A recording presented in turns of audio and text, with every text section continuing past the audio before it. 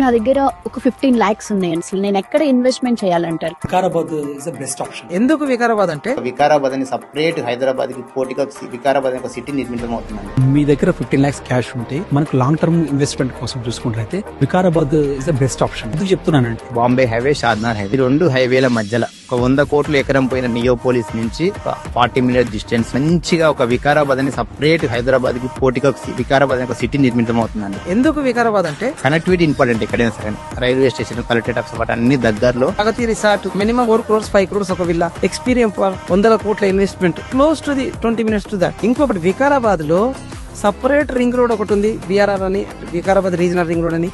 Upcoming regional ring road కి just 2 kilometers దూరంలో ఉంది. At the same time 2-way approach ఉంది మనకు వికారాబాద్.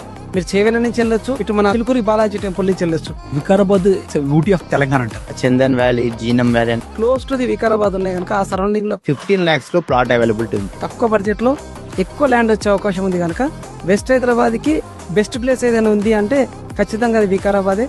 సో వికారాబాద్ లో ఇన్వెస్ట్ చేసిన వాళ్ళందరూ కూడా భవిష్యత్తులో వెస్ట్ హైదరాబాద్ లో లైఫ్ స్టైల్ ఎట్లయితే ఎంజాయ్ చేస్తారో అంతకంటే బెటర్మెంట్ గా లైఫ్ స్టైల్ ఎంజాయ్ చేసే అవకాశం ఉంది. Obviously health is more important than wealth also.